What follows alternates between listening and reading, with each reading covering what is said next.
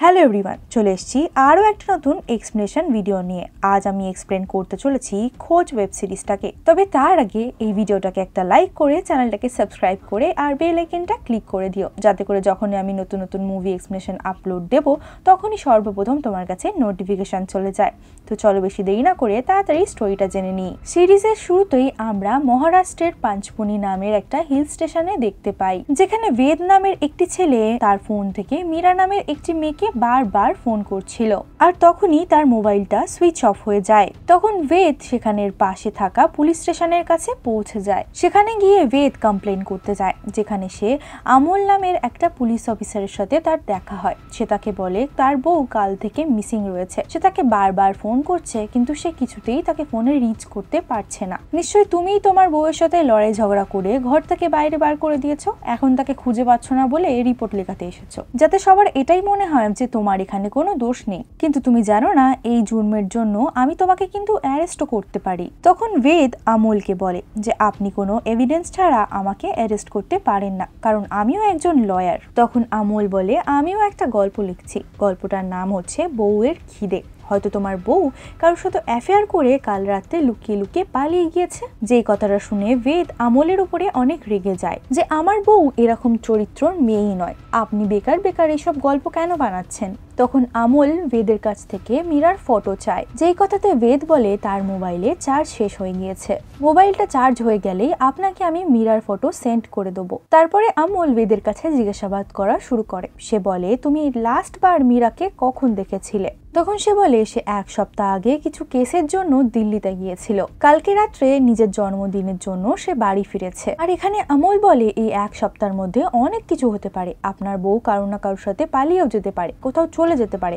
তাহলে আপনার কেন মনে হচ্ছে আপনার বউ নিরুদ্দেশ রয়েছে? তখন বেদ আমলকে সব কথা খুলে বলে। সে বলে কালকে ফ্লাইট নেওয়ার আগে আমি মীরার সাথে কথা বলেছিলাম, আর আমরা দুজন একসাথে মিলে আমার মেয়ে পিউর সাথে দেখা করার জন্য যাব ভেবেছিলাম। কিন্তু যখনই কাল রাত্রে আমি আমার বাড়ি পৌঁছাই তখনই দেখি সেখানে মীরা আমার বার্থডের জন্য পুরো ঘর সাজিয়ে রেখেছিল, আর সেখানে কেকও রেখেছিল। কিন্তু যখন আমি তাকে ডাকি সে সেখানে ছিল না। সেই কারণে বেদ একাই নিজের মেয়ের সাথে দেখা করার জন্য হোস্টেলে চলে যায়, কারণ বেদের মনে হয়েছিল মীরা হয়তো যে এনজিওতে কাজ করে সেখানে হয়তো তার এমার্জেন্সি রয়ে গিয়েছে, সেই কারণে সে সেখানে পৌঁছে গিয়েছে। সেই কারণে বেদ একাই পিউর কাছে চলে গিয়েছিল আর তার সাথে দেখা করে আসে সে। আর তার কারণেই পিউ তার মায়ের ব্যাপারে তাকে জিজ্ঞাসা করতে থাকে। সে বলে মা কেন আসেনি, মায়ের সাথে কি তোমার ঝামেলা হয়েছে? এটা শোনার পরে বেদ পিউর কাছে মিথ্যা কথা বলে দেয়। সে বলে তোমার মায়ের শরীর খারাপ রয়েছে, তাই সে আসতে পারেনি। তারপরে পিহু তার বাবার বার্থডের জন্য তাকে কেক কাটায়, যেটা দেখার পরে বেদ অনেক খুশি হয়ে যায়। তারপরে সে কেক কাটিং করে। তারপরে পিহু বেদকে বলে যে আমি হোস্টেলে থাকতে চাই না। সে বলে আমি তোমাদের সাথে থাকতে চাই। এই কথাতে বেদ বলে তোমাকে খুব তাড়াতাড়ি আমি বাড়ি নিয়ে চলে যাব। সিনটা প্রেজেন্টে শিফট হয়ে যায়। আমল বেদকে বাড়িতে পাঠিয়ে দিয়ে মীরাকে খোঁজা শুরু করে দেয়। আদিতি তখন বেদকে জিজ্ঞাসা করে যে তুমি মীরার ব্যাপারে কিছু জানতে পেরেছো কি? আদিতি হচ্ছে মীরার বোন। তখন বেদ বলে যে না, আপাতত কোনো খবর পায়নি। এই কথাতে আদিতি বলে যে তাহলে আমাদেরকে মিসিং পোস্টার বানাতে হবে। অন্যদিকে আমল মীরার এনজিওর বসকে স্টেশনে ডাকে আর তাকে জিজ্ঞাসাবাদ করতে থাকে। তখন সেই লোকটি বলে মীরা খুব ভালো মেয়ে, কিন্তু সে হঠাৎ করে একবার গায়েব হয়ে গিয়েছিল। সে এক সপ্তাহের জন্য মুম্বাইতে পালিয়ে গিয়েছিল, যার পরে আমল বেদের সাথে দেখা করার জন্য তার ঘরে পৌঁছে যায়। তার ঘরে আদিতিকে দেখে অফিসারটি মনে করে এটাই হয়তো মীরা, কিন্তু তারপরে বেদ তার ভুল ভাঙায়। সে বলে এটা মীরা নয়, এটা মীরার বোন। তারপরে অফিসারটি মীরার ঘরে যায় এবং সেখানে গিয়ে সবকিছু দেখাশোনা করে তল্লাশি করতে থাকে। সেই রুমের মধ্যে অনেকগুলো স্পোর্টসের অ্যাডমিশনের জন্য ফর্ম পড়েছিল, যেগুলোকে দেখে ইন্সপেক্টরটি বেদকে এই পেপারগুলোর ব্যাপারে জিজ্ঞাসাবাদ করে। তখন আদিতি বলে মীরা পিউকে নতুন একটা স্কুলে দিতে চাইছিল। তারপরে আমল ওখান থেকে শুরু করে পুরো ঘরের তালাশি নেয়। আর অন্যদিকে আমরা দেখতে পাই আদিতি মীরার জন্য মিসিং পোস্টার বানাচ্ছিল। আর এদিকে আমল বেদকে রাত্রেবেলা কল করে এবং বলে মুম্বাইতে একটা লেডির লাশ পাওয়া গিয়েছে, আর আমি চাই তুমি মুম্বাইতে গিয়ে আমার কনস্টেবলের সাথে গিয়ে লাশটাকে আইডেন্টিফাই করে আসো। যেটা শোনার পরে বেদ পুরোপুরি ভয় পেয়ে যায়। তারপরে সে কনস্টেবলের সাথে লাশটা দেখতে যায়। সে যখন লাশটা দেখে সে দেখতে পায় যে এটা মীরা নয়, যেটা দেখার পরে বেদের শ্বাসে শ্বাস ফিরে আসে। আবার পরের দিন সকালে স্টেশনে আমলের কাছে কারুর কল আসে। কলটা রিসিভ করতে আমলের পুরো এক্সপ্রেশনটাই বদলে যায়। আর এখানেই সিনটা কাট হয়ে যায়। তারপরে আমরা বেদকে দেখতে পাই যে মুম্বাই থেকে বাড়ি ফিরে দেখে তার ঘরের দরজা খোলা আর ভেতরে রয়েছে আমল মানে পুলিশ অফিসারটি। ইন্সপেক্টরের কাছে গিয়ে বেদ জিজ্ঞাসা করতে থাকে মীরার ব্যাপারে। তারপরে আমল খুশি হয়ে বলে যে আমরা তোমার বউ মীরাকে পেয়ে গিয়েছি আর সে ঠিক তোমার পেছনে দাঁড়িয়ে আছে। আর তখনই মীরা বেদের কাছে এসে তার থেকে ক্ষমা চাইতে শুরু করে দেয়। সে বলে সে ঝগড়া করে দুদিন পরে গায়েব হয়ে গিয়েছিল। এই কথাতে বেদ তখন আমলকে জিজ্ঞাসা করে এই মহিলাটি কে। তখন আমল বেদের উপরে হাসতে থাকে। সে বলে মানছি তোমাদের ঝগড়া হয়েছে, তাহলে তুমি তোমার বউকেই চিনতে পারবে না?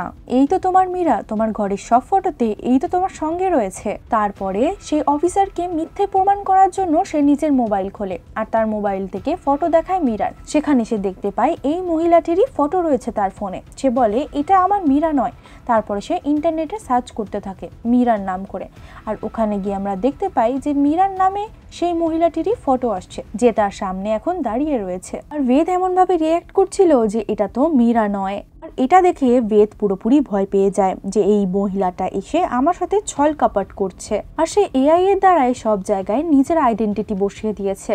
তারপরে বেদ আদিদির বানানো মীরার যে পোস্টারগুলো ছিল সেগুলো তাকে দেখাতে শুরু করে। আর সেই পোস্টারের মধ্যে মীরারই ফটো লাগানো ছিল। কিন্তু তার সত্ত্বেও বেদ এই মহিলাটাকে মীরা মানতে রাজি ছিল না। তখন বেদের মনে পড়ে তাদের বিয়ের অ্যালবামে আসল মীরার ফটো অবশ্যই থাকবে, যেটা খুঁজে সে আমলকে দেখাতে শুরু করে। কিন্তু সেখানেও এই মীরারই ফটো রয়েছে, যেটা দেখার পরে দেব অনেক রেগে যায়। মীরার কাছে এসে বলতে থাকে তুমি নকল মীরা। আর এমনকি সে রেগে গিয়ে মীরার ওপরে হাতও তুলতে যায়। তখন অফিসারটি বলে তুমি যদি এটা করো তাহলে তোমাকে আমি এক্ষুনি অ্যারেস্ট করে নিয়ে যাব। একটা মেয়ের ওপরে হাত তুলতে যাচ্ছ তাহলে তোমাকে কিন্তু জেলও খাটতে হবে। আর তারপরে মীরা বেদের কাছে এসে তার পরিবারের অনেক পুরনো কথা তাকে মনে করাতে শুরু করে। এখানে মীরা বেদের কাছে প্রমাণ করার জন্য বেদের লুকানো ইমিউনিটি বুস্টার গুলোকেও সে দেখাতে শুরু করে দেয়। এটা দেখার পরে বেদ পুরোপুরি চমকে যায়, কারণ এই ব্যাপারে শুধুমাত্র মীরাই জানতো। তারপরে বেদ মীরাকে জিজ্ঞাসা করে তুমি দুদিন ধরে কোথায় গায়েব হয়ে গিয়েছিলে। তারপর মীরা তাকে জানায় যে সে তার বন্ধুদের সাথে একটু ঘুরতে গিয়েছিল। তারপরে বেদ তার গাড়ির ব্যাপারে তাকে জিজ্ঞাসা করে। তখন আমল পিছন থেকে বলে সে গাড়িটা চুরি হয়ে গিয়েছিল আর সেটার কমপ্লেন করার জন্যই ইনি এসেছিল পুলিশ স্টেশনে। যখন আমি এনার নাম জিজ্ঞাসা করি তখন আমি নাম মিলিয়ে বুঝতে পারি যে ইনি হয়তো সেই মীরা হতে পারে, তাই আমি চলে আসি এখানে। আর এই সব কথা শুনে বেদের মাথা পুরোপুরি খারাপ হয়ে যাচ্ছিল। সে বুঝতে পারছিল না তার সাথে এটা কি হচ্ছে। তারপরে সেখানে আদিতি আসে আর সে এসে সোজা সেই মীরার গলায় জড়িয়ে ধরে। তুই কোথায় গিয়েছিলি দুদিন ধরে? আর এই সব কিছু দেখে বেদের মাথা তো পুরো খারাপ হয়ে গেছিল। তারপর বেদ সেই কুকুরটার কাছে নিয়ে যায় মীরাকে, যাতে করে কুকুরটা অচেনা লোক দেখলে বার্ক করে। কিন্তু কুকুরটা তো উল্টে ছুটে ছুটে মীরার কাছে চলে আসে। মানে সবাই মীরাকে বুঝতে পারছিল, চিনতে পারছিল, কিন্তু শুধুমাত্র বেদই মীরাকে চিনতে পারছিল না। তারপরে বেদ আমলকে একটু দূরে নিয়ে যায়। সে বলে যে এটা নকল মীরা, এ ছদ্মবেশ করে এসেছে, তুমি যা হোক করে এর পর্দাটা ফাঁস করে দাও। তখন আমল বলে কালকে তুমি মীরার সাথে পুলিশ স্টেশনে আসো, তারপরে আমি দেখছি কি করা যায়। আমলে চলে যাওয়ার পরে মীরা বেদের জন্য কফি বানিয়ে নিয়ে আসে। তারপরে বেদ মীরার কাছে জিজ্ঞাসা করে যে তুমি আমার কফিতে সেই জিনিসটা ঢেলেছো তো যেটা তুমি সবসময় ঢালো। আর এটার কোনো জবাব মীরার কাছে ছিল না, যার কারণে মীরা তাকে এসে ঠান্ডা মাথায় বোঝায় যে ঠিক আছে, আমি তোমার সাথে আর এরপর থেকে ঝগড়া করব না। কিন্তু তার কথা বেদ কোনোভাবেই মানতে রাজি ছিল না। পরের দিন সকালে বেদ মীরার সাথে পুলিশ স্টেশনে যায়। তারপর আমং বলে যে তুমি তোমার বানানো কিছু প্রশ্ন মীরার থেকে করো। তারপরে আমল বেদের লেখা কিছু পার্সোনাল কোয়েশ্চেন অ্যান্সারও জিজ্ঞাসা করে তাকে, যেটা শোনার পরে মীরা অনেক রেগে যায়। সে বলে তুমি আমাদের প্রাইভেট মোমেন্টকে একটা প্রশ্ন বানিয়ে রেখে দিয়েছো। যেটা শোনার পরে বেদ মীরাকে সত্যি সত্যি ঠিক ঠিক জবাব দিতে বলে। আর মীরা সেই সব কটা প্রশ্নের ঠিক ঠিক উত্তর দিয়ে দেয়। তারপরে একটা লাস্ট প্রশ্ন হয়। তারপর সেখানে বেদ জিজ্ঞাসা করে যে কিছু বছর আগে যে আমার অ্যাক্সিডেন্টটা হয়েছিল সেখানে আমার কোন পায়ে ফ্র্যাকচার হয়েছিল। তারপরে মীরা সেখানে বলে যে তার কোনো পায়ের মধ্যেই ফ্র্যাকচার আসেনি। আর এই জবাবটা একদম সত্যি কথা ছিল।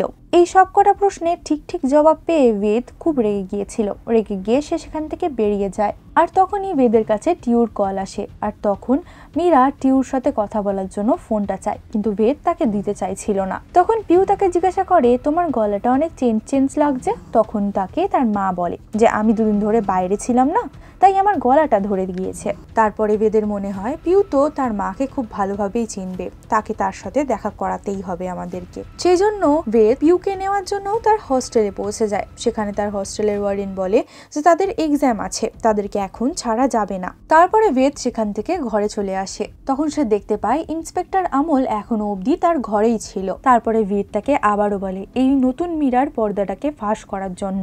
আর তখন মীরা সবার জন্য কফি বানিয়ে আনে। আর তারপরে বেদ তখন সেই কফিটাকে আদিতিকে দিয়ে দেওয়ার জন্য বলে। তখনই মীরা আদিতির হাত থেকে সেই কফিটাকে নিয়ে ফেলে দেয়। স্যার, এ হয়তো কফির মধ্যে কিছু মিলিয়ে রেখেছিল, সেজন্য এই কফিটা ফেলে দিল। আর বেদের এত সন্দেহ করার পরে মীরা খুব রেগে যায়। তখন মীরা বলে তোমার এই কফির মধ্যে আমি ইমিউনিটি বুস্টার ঢেলেছিলাম, যেটা আমি প্রথমবার মেলাতে ভুলে গিয়েছিলাম, যার কারণে তুমি আমার উপরে সন্দেহ করছিলে। যদি প্রশ্নটা কফিরই থাকে তাহলে আমি আরো একটা কথা মনে করিয়ে দিই, আদিতির কফির থেকে অ্যালার্জি রয়েছে। তুমি কতদিন অবধি আমাকে এভাবে টেস্ট করতে থাকবে যে আমি তোমার বউ মীরা কিনা? তারপরে বেদ বলে যে ঠিক আছে, তুমি যেকালে আসল মীরা, মীরার 1 বছর আগে একটা অ্যাক্সিডেন্ট হয়েছিল, তার পিঠে একটা দাগ রয়েছে, সেই দাগটা যদি তোমার থাকে তাহলে তুমি আসল মীরা। এই কথাটা বলার পরে বেদ বলে যে চলো তাহলে আমাকে দেখাবে। তখন আমাং বলে যে ঠিক আছে, আমরা একটা লেডি কনস্টেবলকে ডাকছি। তখন বেদ বলে কেন, ইনি তো আমার ওয়াইফ, তাহলে ইনি কেন আমাকে দেখাতে পারবেন না? প্রথমে তো মীরা না করে, তারপরে বেদের সন্তুষ্টির জন্য তাকে নিয়ে গিয়ে সেই মার্কটা সে দেখিয়ে দেয়। আর এটা দেখার পরে বেদও পুরো চমকে যায় যে এটা কিভাবে সম্ভব হতে পারে। বাইরে আসার পরে বেদ মীরাকে জিজ্ঞাসা করে তোমার পিঠে যে কালো ওই মার্কটা ছিল, তাহলে তুমি সেটা দেখাতে কেন বারণ করছিলে? তখন মীরা বলে যখনই তুমি এই মার্কটা দেখতে তখনই তোমার মায়ের কথা মনে পড়তো, কারণ তোমার মায়েরও এরকমই জায়গায় একটা দাগ ছিল, যার কারণে তুমি এটা দেখলে ভয় পেয়ে যেতে। তাই আমি তোমাকে এটা দেখাতে চাইনি প্রথমে, কিন্তু তুমি এত চাপ দিয়েছো যে আমাকে বাধ্য করেছো দেখাতে। এটা শোনার পরে বেদ তো কিছুই বুঝতে পারে না সে এখন কি করবে। সে এই নকল স্ত্রীকে কিভাবে ভাগাবে, আর তার আসল স্ত্রী বা কোথায় রয়েছে কিছুই বুঝতে পারছিল না যে সে কি করবে। এটা তার আসল বউ মীরা নাকি সে পাগল হয়ে গিয়েছে? আর তার আসল বউ মীরাই বা কোথায়, যাকে সে নিজের বউ বলে মনে করছে? আর সবাই তাকে মীরা হিসাবে মেনে কি করে নিল? সে কিচ্ছু বুঝতে পারছিল না। আর এর সাথে সাথে আমরা পার্ট 1-এ এত অবধি রাখছি। পার্ট 2-তে তোমরা বাকি এপিসোডগুলোকে দেখতে পারবে। তার জন্য কিন্তু চ্যানেলটাকে সাবস্ক্রাইব করে বেল আইকনটা ক্লিক করে নিতে হবে। আর তার সঙ্গে সঙ্গে ভিডিওটা লাইক করতে একদম ভুলো না। দেখা করছি নেক্সট পার্ট নিয়ে কালকেই। ততক্ষণের জন্য বাকি ভিডিওগুলো চেক আউট করতে পারো। ভালো থেকো, সুস্থ থেকো।